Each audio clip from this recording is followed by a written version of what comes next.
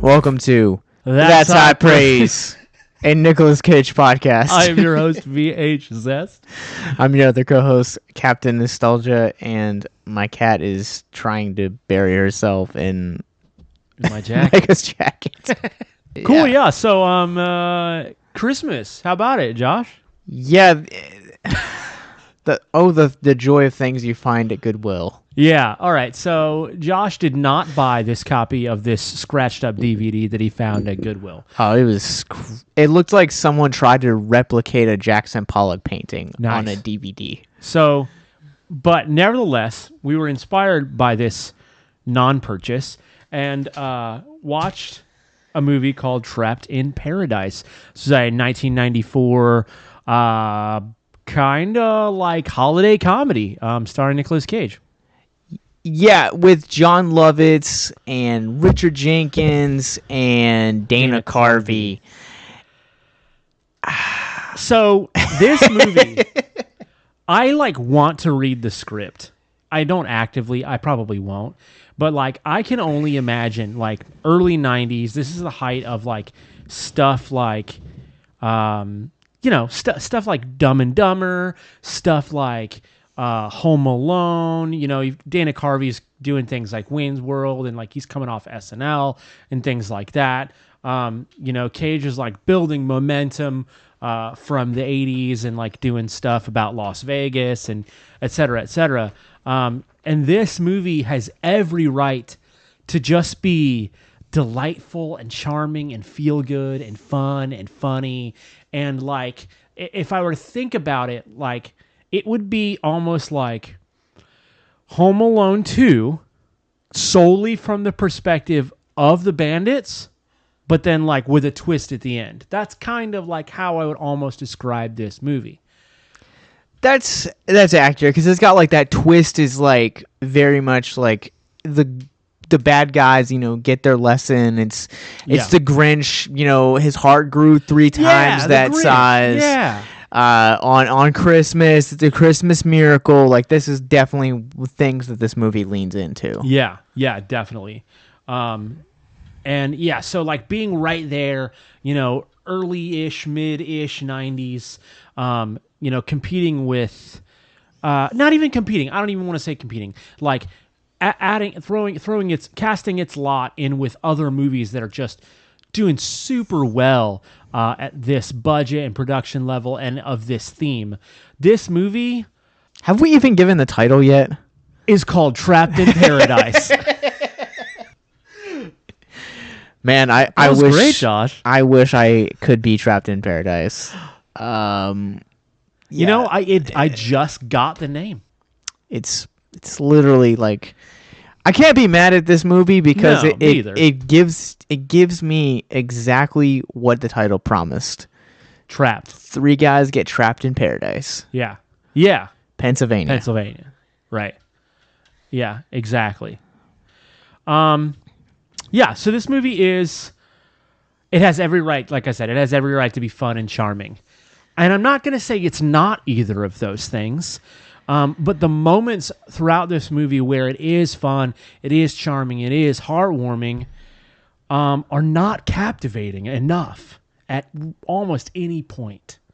I feel like the reason why that is because there's so many other movies that do what this movie does so much better. Yeah, and this movie's an hour and 51 minutes long, which, think about it, early 90s holiday comedy, that's too long. Yeah, you think about even taking comedy out of holidays out of the equation. Yeah, that's a good point. You look at other movies that came around this time. We mentioned Dumb and Dumber, Billy Madison's a year away, Happy Gilmore's a couple years away, Ace Ventura, Pet Detective was the same year as this, and you look at films like that, and they are 20 minutes. 10 to 20 minutes shorter. Yeah, they're like $1.30 on average. Yeah. Yeah. And so for the 90s, that was really kind of the threshold. That was, if you wanted to make it both of the Wayne's World movies had come out by this time, were 90 minutes. Beavis and Butthead Do America, a couple years away, but it still was hitting that buck 30. And we also mentioned Home Alone 1 and 2 earlier. Both of those are 95 to 100 minutes. So I don't want one deserves to be a little longer. Yeah, I don't want to throw it out here and saying like just jump into like complaints about this movie. No. But just getting it out of the way, this movie is way too long. It is like they don't do a bad job at like tying together the different plots, because there's like 2 or 3 different like subplots in this movie, and they do a satisfying job at pulling, like tying the bow in the end. The problem is like they just take too long to get there. And there's too many sequences that like could have been funny or story driving that just kind of weren't. It just felt like this movie, I'd be curious. I really genuinely would be curious to see what it's like on DVD, because I feel like there's probably no deleted scenes because they just kept those suckers. Yeah, and I guess also too, like, just to kind of also place this in perspective of where you and I are when it comes to movies. Like, your general rule of thumb is like, if you want to tell a story good and well, tell it about 90 minutes or less. Yeah, I mean, not necessarily less, not unless it's like you really can be that concise. But I think 90 minutes is basically the perfect movie time. Yeah, whereas like then there are a couple exceptions to your rule with Lord of the Rings, Snyder Cut, totally, things like that. But all those are based on books. They should be longer. But for me, like I am here for. I've seen some of my favorite films have been, 2 hours, 3 hours in the last few years. Sure. And I love movies like that. Like, totally. If you can captivate me for a extended period of time and I'm invested into the characters, the decisions that they're making, the things that are happening, I'm being involved emotionally, and you can really bring out those core emotions for me, I'm absolutely 100% here for it. Sure. However, if you can't, and don't waste my time. Yeah, like one of the things that I feel like this movie it does is like you can't help but feel the weight of this runtime. Yeah, that's a good way to put it. And I say that because this movie seems to like they just kind of seem to throw every kind of scenario out here that they can. So like every trope in the book. Yeah, so like to go off of that, like there's a scene where they literally try to the 3 brothers let's set the stage a little bit. Yeah, so give us a synopsis real quick. So okay. This movie starts off, there's one brother, his name is Bill. He's played by Nicolas Cage. And there's like a little fluff at the beginning, but basically the movie like really gets its premise and gets starting off with him going to pick up his 2 brothers who made parole. They were in jail, I think, for theft, both of them. One of them is clinically a kleptomaniac, as Dana Carvey. And the other one, John Lovett's character, is a little bit more of like a heisty kind of guy. And they make parole, and he picks them up, and basically they sucker him into what is basically a job. He doesn't really realize it's a job, but it's basically a job. And that's what it is. They live in New York, even though Nicolas Cage's character is the only one who bothers with that accent, despite being brothers. And they go to the Paradise, Pennsylvania, because one of them knows about this daughter of one of their old cellmates, and they know that like she works in a bank, and that's the gist of the entire movie. Yeah, even the setup for this movie seems to be overly complicated. Yeah, because like in essence, it's not like, even as you're like saying, I'm like, well, technically you're right, but technically it's not Nicolas Cage that gets drafted to go down here. He gets tricked into it by his brothers and gets sent there by his mother. But essentially, Paradise is kind of like this, like it's this really wholesome, like small town that I would describe as like a town like lost in like 50s kind of like sitcom morals and ethics. Yeah, it feels like if I could compare it to anything movie wise, it feels like the town at the beginning of Gremlins. Okay. Or even Groundhog's Day. Yeah, I would also kind of like clarify, like to step into like also like pop culture, also from the 90s. I would say that like stepping into Paradise was kind of like how Dale Cooper felt first time going to Twin Peaks. That makes sense. That Like totally makes sense. It's a lot. It's like really wholesome, but like it feels like a town like lost in time. Yeah, it does. It does. Yeah. But they basically, there's this thing called Winterfest, which is never described.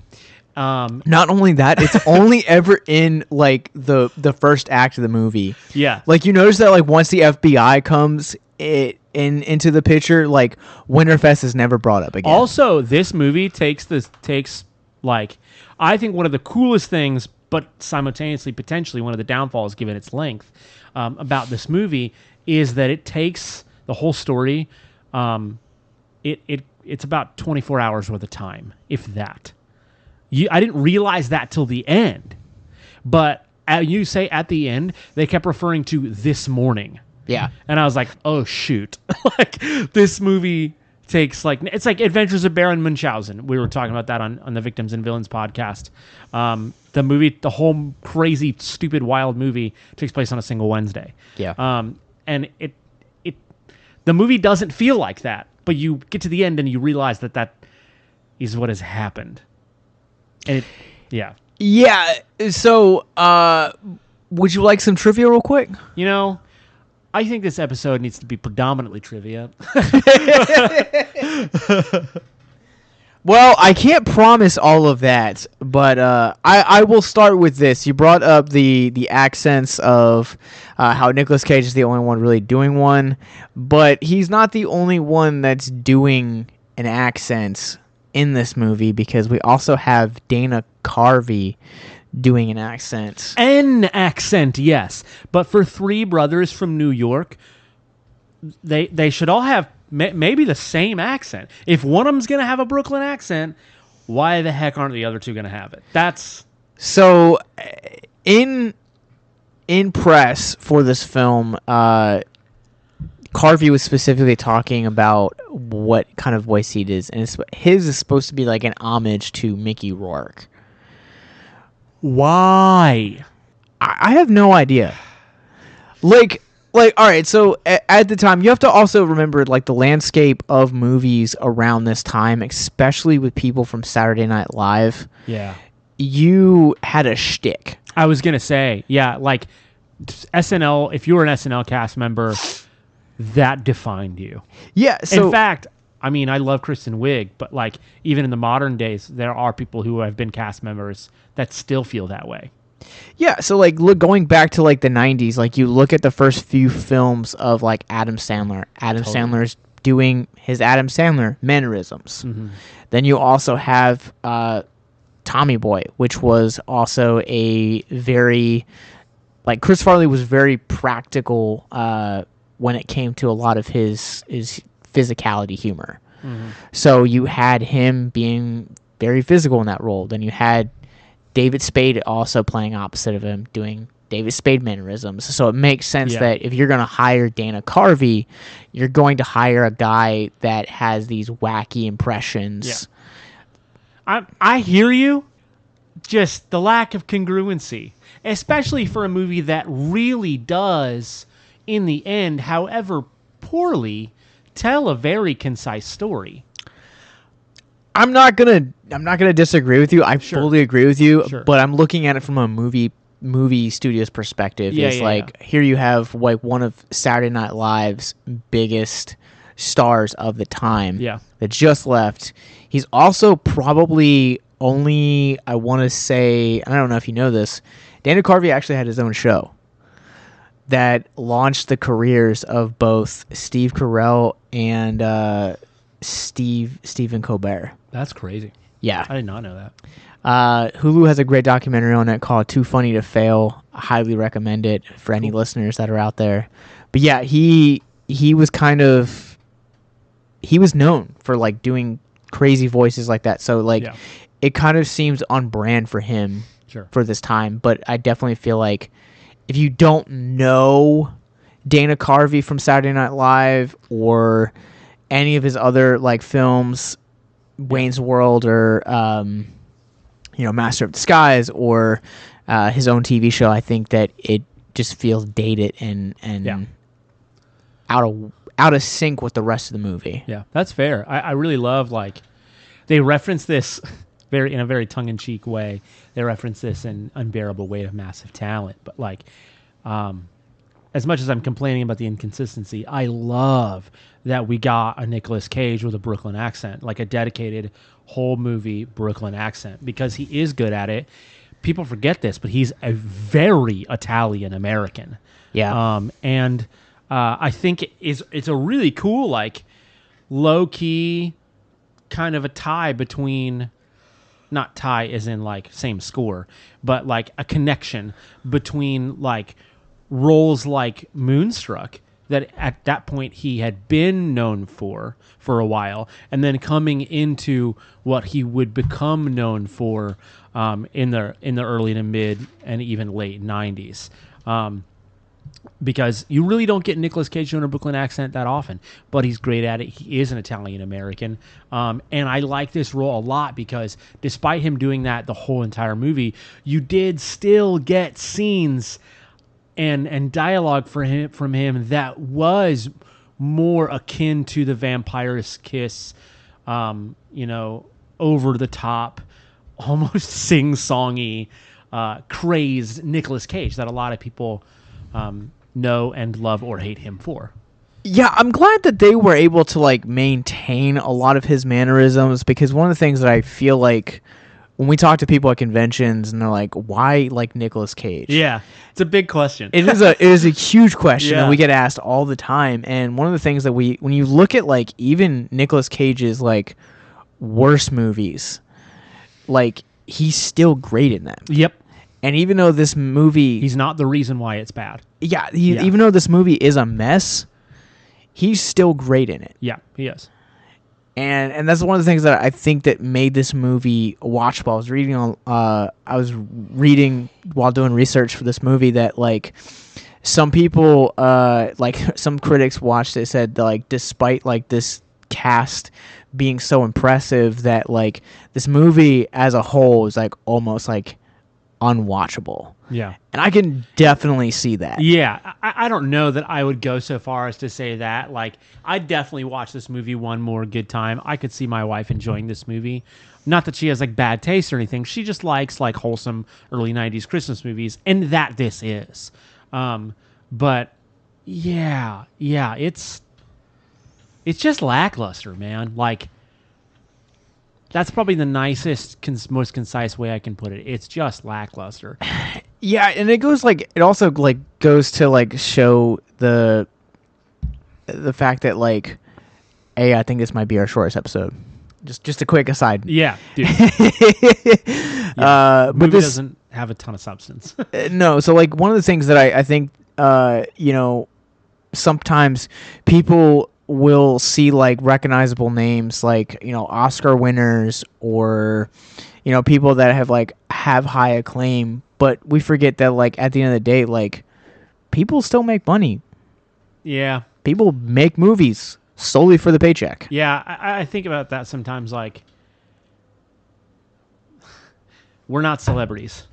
Our listeners on the whole are probably not celebrities. If you're a celebrity, thank you. But Nicolas Cage is listening. Nicolas Cage. But I think that because we are not celebrities, because whether we do so on purpose or on accident, we kind of look up to celebrities, or we have strong opinions about them, whether those opinions are positive or not.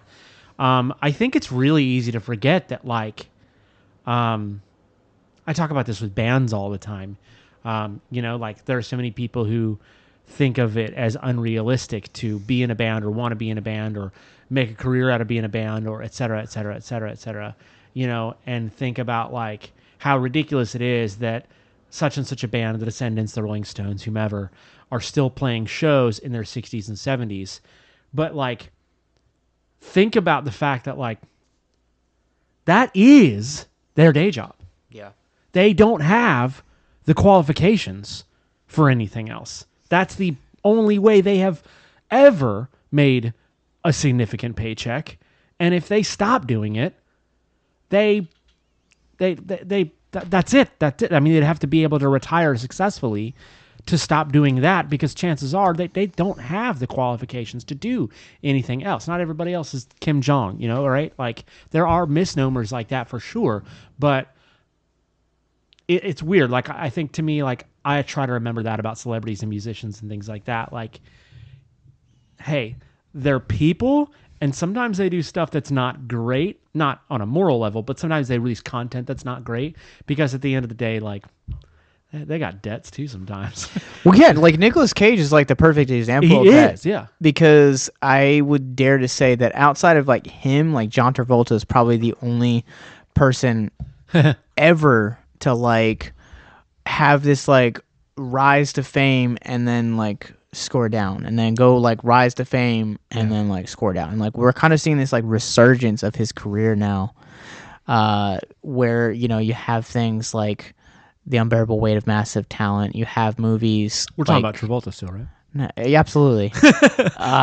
Could you imagine a John Travolta meta movie?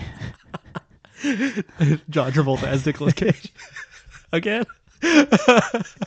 I mean, technically, if you want to put it that way, either way, we're still talking about it. That's true. That's the sequel to this podcast. Is we just do an entire, just do a Travolta, every Travolta movie.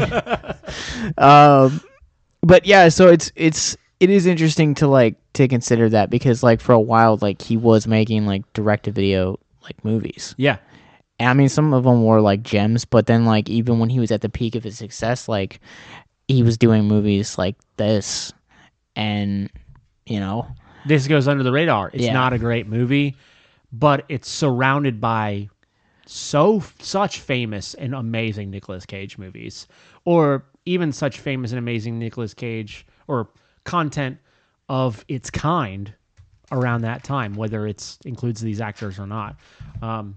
Yeah, and that's a really good point, and I think it's really easy for us to like lose respect for what we would consider to be an artist, whether that's an actor or a director or a musician or whomever else, because we're like, oh, their movies suck, or oh, they do like direct to DVD stuff. That means they've like really lost it, or they're really desperate or whatever. And it's like, well, for one, maybe, but if that were you, like, you'd probably just want to pay your bills too. And for two, it is a job. Yeah. And it's so like, I guess we think of like actors as like rich and famous, but there are definitely plenty of actors out there that like, they're not rich.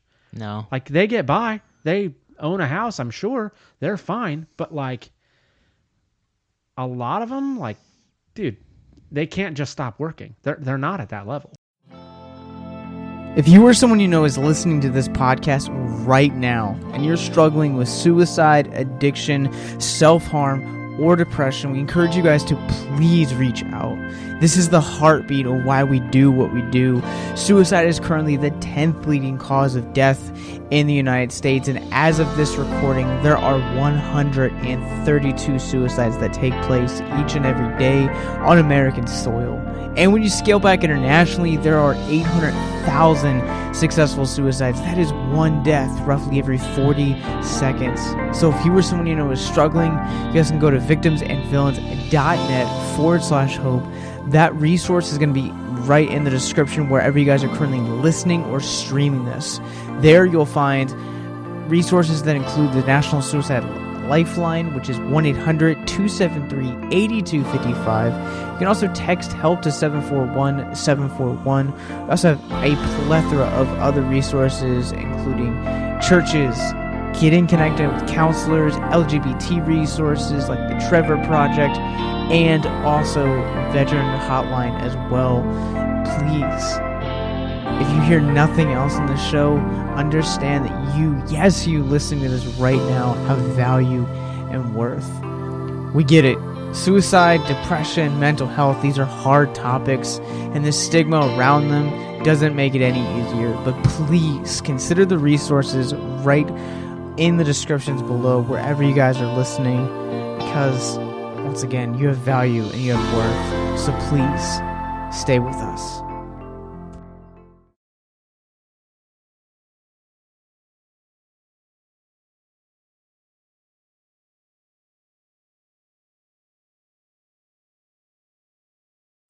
Yeah, I'm thinking about the therapy scene from the Unbearable Weight of Massive Talent, where he's like telling the therapist, "You're working too much, Nick. You're working too much." He's like, "Hello, it's my job. Got to feed my family." Yeah, dude. Yes. Like, that movie is funny and it's kind of a caricature, but it's also like it swings around the full circle of irony, where it's like so ironic it's true anyway.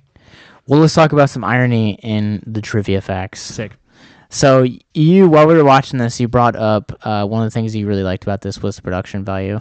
Yeah, I really. Go ahead with your. Trivia. And one of the things about the production that you brought up specifically was the snow. I did. And so the interesting thing about the snow is that in reality, do you want to take a guess? I'll give you 3 guesses as to what the snow really was. Being a cinephile for as long as I have, this is the first time I've ever read a fact like this. Whoa. So, like... Feathers. No. Dang it. So, it is 75,000 pounds of biodegradable potato flakes. Like manna in the wilderness? Basically. Wow. That's wild. That's crazy. What the heck was their budget for this sucker? So that's the thing. Like, I was trying to find on like any website like what the budget for this was. I couldn't find it anywhere. Wow. I know that this movie, as far as like grossing, like made $88 million, $8 million worldwide. 88 or 8? $8. $8 $8 million worldwide. We contributed half of that tonight. And when you adjust for inflation, I think it's like $13.1 million. So this movie like did not break anything at the box office. Okay. Yeah. That's fair. You want some more trivia? I do want more. Before we talk about mental health? Yeah, there are there's mental health to talk about here. Yeah, it's there. So we had talked about this before. We've talked about this off air, but Nicolas Cage has famously directed only one movie his entire career. Right. And it's a movie we will eventually get to on here. Right. I don't remember the title of it. I know James Franco's in it. But you gonna hit me with the title? I gotta know now. Okay. Well, you give it's that. It's gonna be me. a benchmark episode. We can't just throw it in there, you know. Yeah. So according to John Lovitz, I'll say this first. The cast reportedly hated making this movie, and they dubbed this movie "Trapped in Bullshit." Wow. Which I feel like, to some degree, like there are actors that you watch a movie like that sucks though. To go back to our original point we were just talking about a few minutes ago, like you can definitely see like when actors are like trying to like. They're just there for the paycheck and they're phoning it in. And could you tell that like no one liked working on this movie? Could I tell that? Yeah, like just from watching it. Yeah, I don't know. Like I don't feel like there were any bad actors in this movie, but I do feel like there were some parts of this movie that were not like they should have impacted me more on a character level. And like, there were definitely times where like, Nicolas Cage can be a very passionate actor, and I think John Lovitz did probably the best job as like owning his role. I feel that way personally, but yeah, like there was nobody in this movie who was very clearly like selling it. I'll go to bat and I'll actually disagree with you. So my wife has famously said that the reason she doesn't like Nicolas Cage is because she feels like He Cage oversells it. plays Cage and everything. Oh, he's not Tom Cruise. Yeah. Keanu Reeves. Okay. But I'll stop. I say all that to say this is like John Lovitz basically plays John Lovitz in this movie. No, yeah, that John- is fair. John Lovitz and Harvey both are known for sticks, Yeah, and they play to those sticks. that's fair. Whereas Cage to me feels like the most well-rounded, most developed character I don't out of dis- the entire film. I don't disagree with you, but even for like Cage roles at this time, like his dialogue was good. Some of his stuff was like fun and over the top. Those like Cageistic moments, if you will, right? But I feel like there were way too many scenes that he was just like, if it weren't for the accent, it would have felt like he wasn't really even playing a character.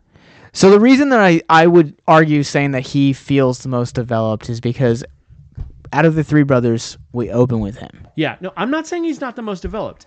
I'm just saying he didn't. It didn't feel like he was really like selling the role.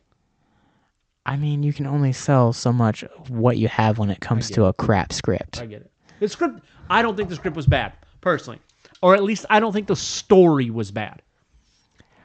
Again, I go back to like my thing that I was saying at the beginning of the cast is that this movie does so many narrative and plot elements that other movies have done better. Yeah, that's very true. But also like a movie can do things like that. They can be tropey and be wonderful because they're tropey. You can kind of like steer into the skid. That's how we got that early 2000s boom of kitschy crap like Scary Movie and superhero movie and stuff like that. That did well, that people liked, that hold up fairly well because like they steer into the skid of tropes. Or even in the 80s, there was plenty of stuff like that with like dudes like Leslie Nielsen like really steering into the skid of like tropes of spy movies and things like that. So like I feel like there is a lot of potential for that, but this movie just isn't. It doesn't own it. It's not passionate about it. Yeah, like I hear what you're saying, and like from someone that is also hosts a horror podcast and like watches that genre religiously. Like, Sure. There are so many tropes that like are so recycled, and like you're saying, like I don't care necessarily if a film recycles, but it has to like own it, and it has to like actually care about it. Whereas this one just feels very passive. Like there's probably a reason that like if you talk to like most Cage fans, like this movie gets overlooked. Yeah. And I can 100% understand why this movie gets overlooked. Yeah. And I'm going to tell you another trivia fact because of that. All right, cool. So this movie is directed and written by George Gallo. Just to kind of put this in perspective, this is his second movie. Okay. And I don't know why. Last. There is a 7-year gap between this movie and his next movie, which was Double Take, which starring Eddie Griffin and Orlando Jones. Yep. I know nothing about that movie. Exactly. That's your point. Okay. What was his first movie? So his first movie was called 29th Street. It was from like 1992 or 93. So it was like a year or two before this one. Yeah. But John Lovitz has said in interviews for this movie that Gallo actually did not actively want to give any direction in this. Whoa. So the actors would essentially show up and he would tell them, do whatever you want, go and do the scene however you feel like. And so that's probably why the movie lacks conviction. So the reason that I brought up Cage's single directing is that Cage would actually direct some of the film because Gallo refused to actually give direction. Wow, cool.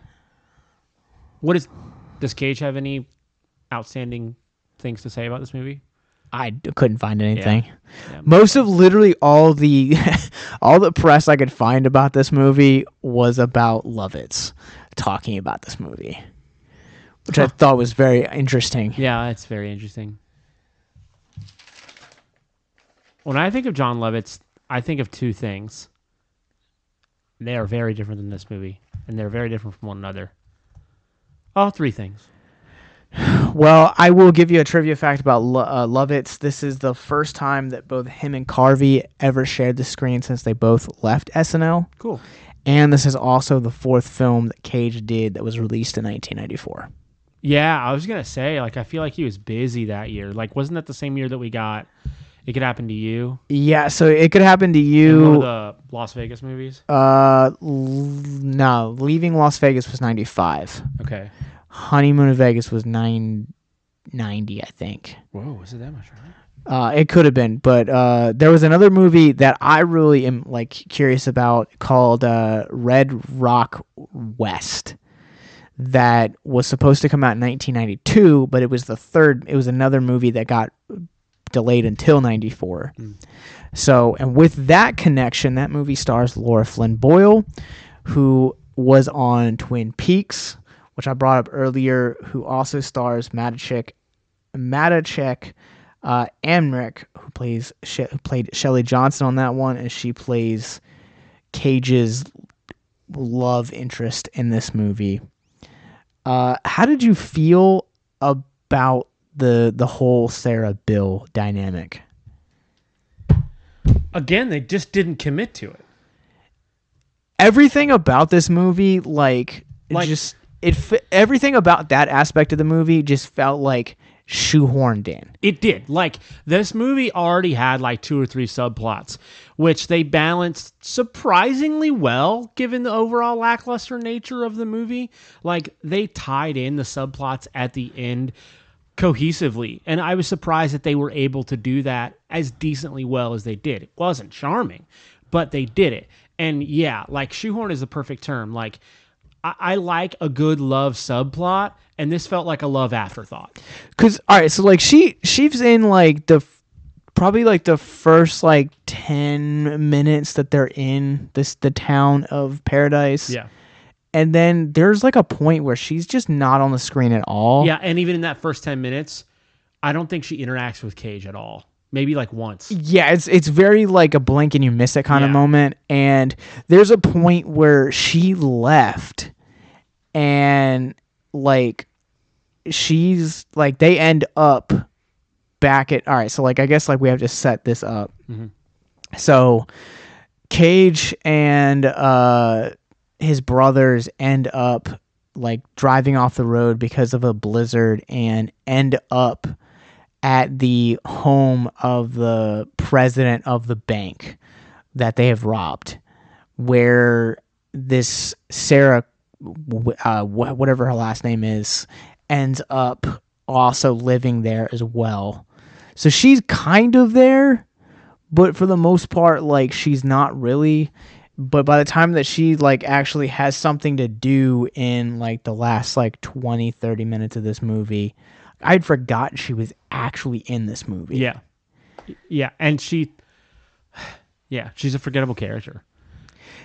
And like she shouldn't be. Again, love, like, not subplot, afterthought. Like, well, it's weird because like the way that they set them up is like really weird. So it's like they have these like kind of like their interaction is like the equivalent of like interacting with someone at the supermarket. Like, I'm not gonna go and exchange my number with someone that's ringing at my groceries. right. That's how their dynamic feels. And Yeah. then by the time that they get to the end, it's like, oh, they're lovers. What? Apparently. Yeah, like it doesn't make sense. No, it doesn't. I mean, yeah, like, shoehorned it in. Exactly. How would you guys like to help us get mental health resources into schools, conventions, and other events? Well, now you can. Simply go to patreon.com/victims and villains for as little as $1 a month.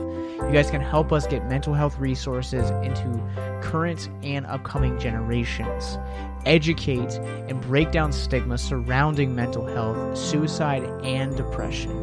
And you get exclusive content that you can't get anywhere else. And you guys can tell us which Nicolas Cage movie you want us to cover, and we'll do it. All it takes to get started is to go to patreon.com/victims and villains, or simply click the link in the episode description wherever you guys are currently listening or streaming this episode. Pick your tier and get started today. Yes, it's that simple. So quickly select the tier that you want and help us get hope into the hands of the depressed and the suicidal today.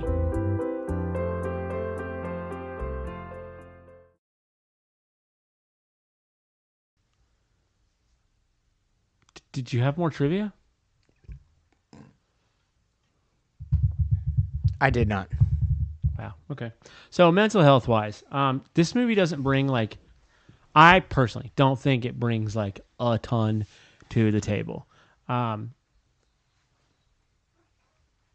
I was going somewhere with that.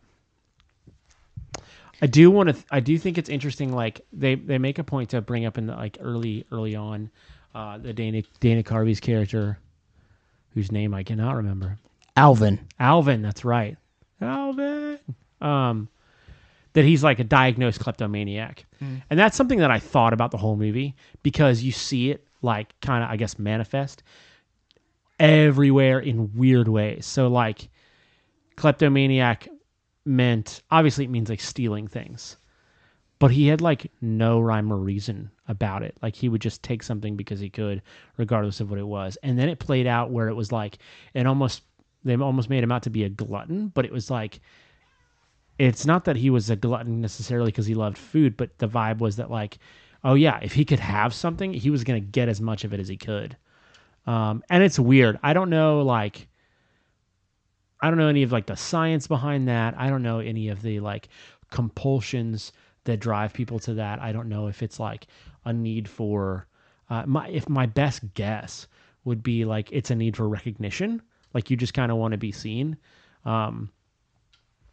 But I don't know. I have no like gauge for that, but it was something that they mentioned early on and stuck with me. Like it's something that I paid attention to, because it's basically how they characterize his character like the whole film. It's interesting because I feel like when you talk about like kleptomaniacs or like the disorder specifically in comedy, it's played for slapstick, it's played for humor, it's got physicality to it, but this one, they really leaned into a lot of the mental health disorder of it.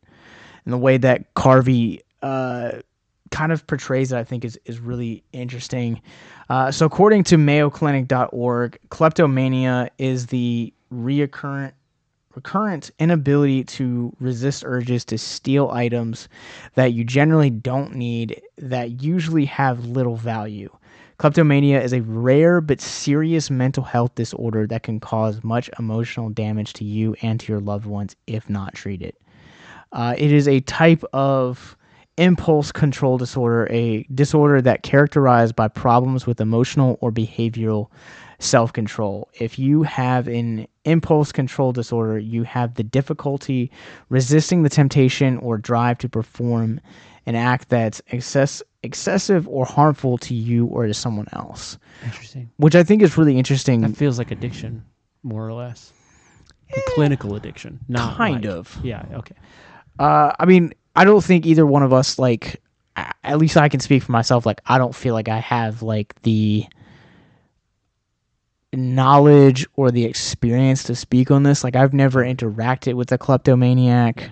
I've never known someone that has, like, any sort of, like, impulse disorder like this. Mm-hmm. But I think that out of all the goofy stuff that happens in this movie, that is kind of the real, like, serious thing that they kind of portray. Yeah, they do make it out to be funny and stuff, but yeah, like that's something that, like, yeah, you're right, and it stuck with me. Like they drove it home enough where it stuck with me. It was like, wow, this guy, like, for whatever reason, has this need, this absolute compulsion to do this one thing.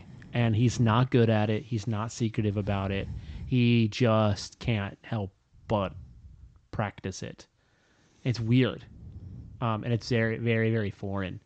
Well, I think it's interesting that you brought up addiction when I read like the definition for it, because in a way, from like someone that has, gone through pornography addiction, I feel like, there were definitely days like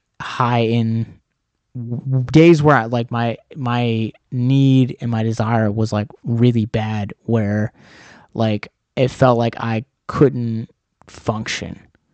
And in almost the same ways, like it's this article is really interesting because it talks about how like many people with kleptomania live lives of secret shame because they're afraid to seek out mental health treatment. And I feel like sometimes when you have, different addiction disorders, whether that's gambling, pornography, video games, whatever you have an excessive amount of in your life, seeking out help is really it's hard, because you have to admit that there's something wrong with you, but also B, like you had said, like the way this movie portrays it, like he's not really good. He gets caught several times in the movie, but also at the same time, I think that there's a lot of grace the way that they bring out this character and this disorder. Yeah, it's interesting. Yeah, it's definitely very interesting. And then the only other really big thing is kind of I wouldn't call it a twist. It's not like anything crazy, but it's toward the end when like all the guys are like, so they go through, they rob this bank, and they just keep, for whatever reason or another, they keep being shown acts of kindness. Whether they're given things, they don't have to pay for things, despite having, six figures on them and like running from the cops and stuff. Like they just keep being given things over and over again and shown kindness by, especially they keep running into and being shown kindness specifically by the bank owners. The Andersons. Yeah. Yeah. And like, it's amazing. It's, which I shouldn't use the word amazing talking about this movie, but it is effective. It's effective and it's impactful because it's like, it's the idea of like this family is just so, and the town in general to some extent, they're so, they have their priorities in order in such a way that like they care for people. And like it sucks that their bank got robbed and whatever, but like they're just very genuine and they care for people, and it really makes a difference. Yeah, before we jump into that, I will say this about the kleptomania real quick. This article is really fascinating.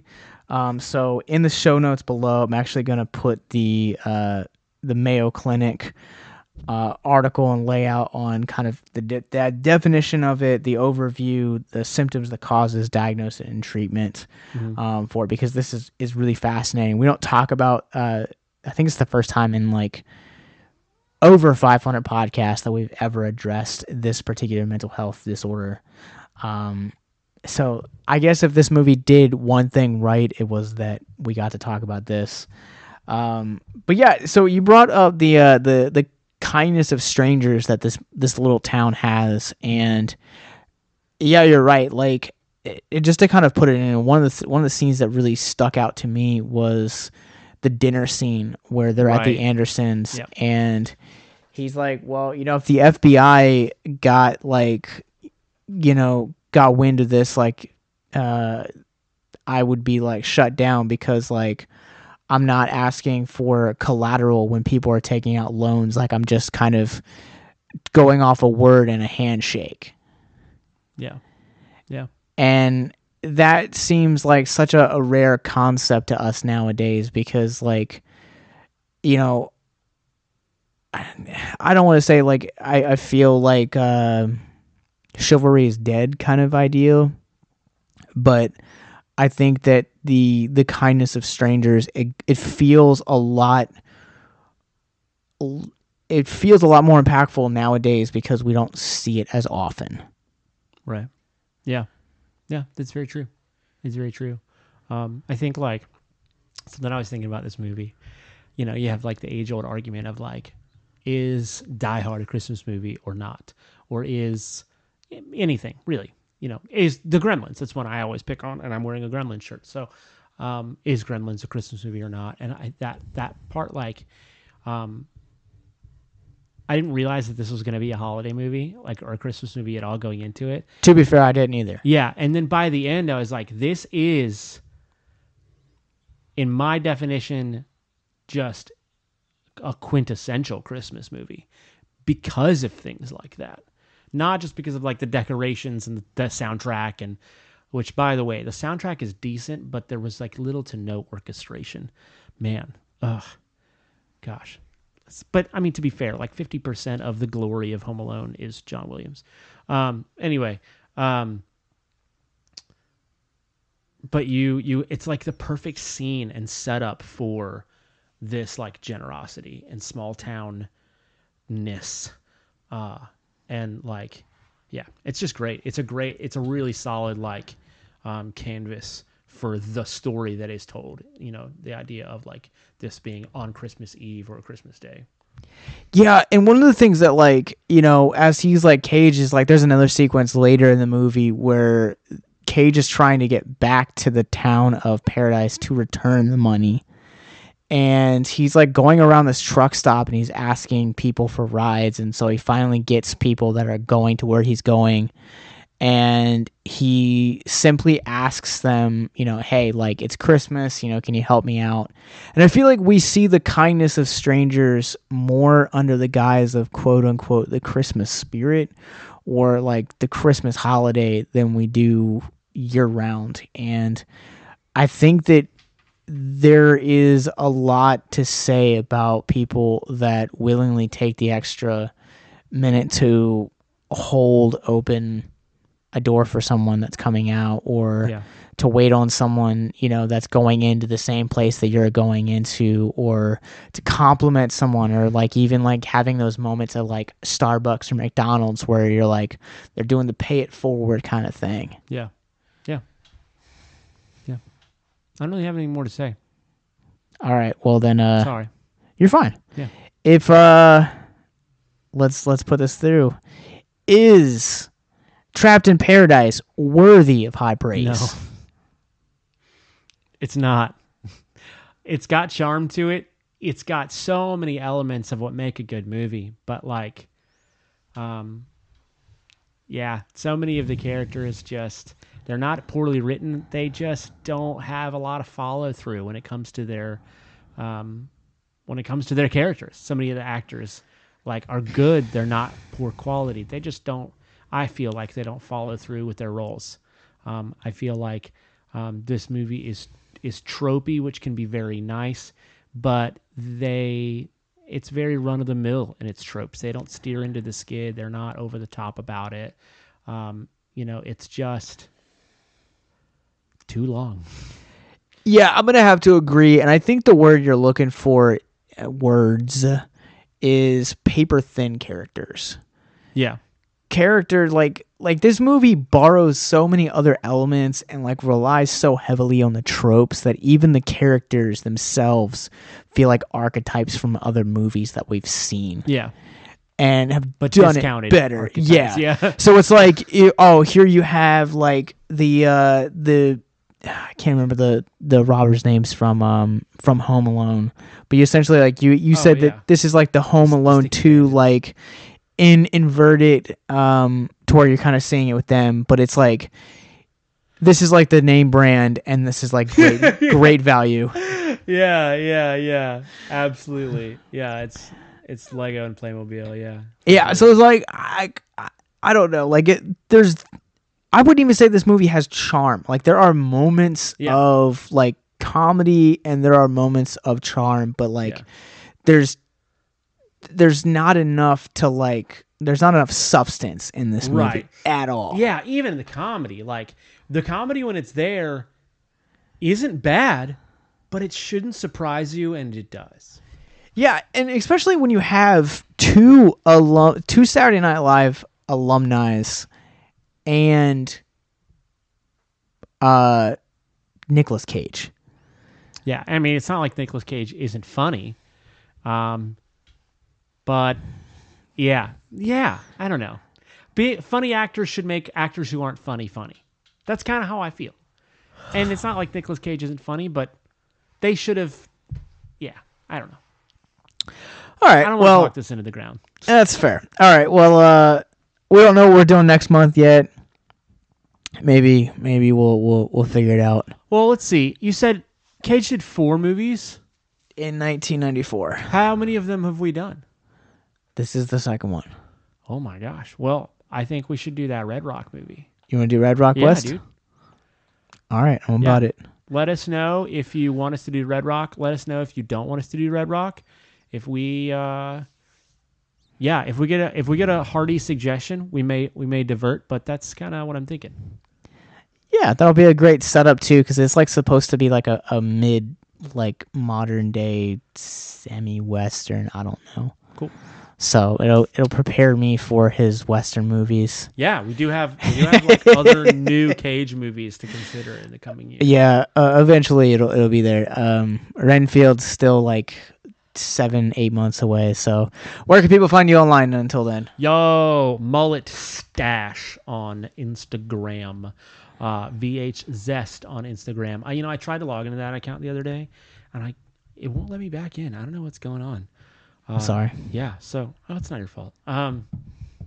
Yeah, so be posting comic books and stuff like that on there, assuming I can log in. Yeah, that's predominantly it. I mean, I have a Facebook, but I don't use it, so sorry. Yeah, you guys can follow me. I'm on Letterboxd at Captain Nostalgia. I'm also on TikTok at Gent, Gent, Ghostface, where I post horror content and sometimes Nicolas Cage content. But you guys can follow our parent company, Victims and Villains. We're on Facebook, Instagram, Twitter, Twitch, Patreon, YouTube, and wherever you guys get your podcasts from. And most importantly, check out our mental health resource library at victimsandvillains.net/hope. And until next month, remember to keep on caging. Woo!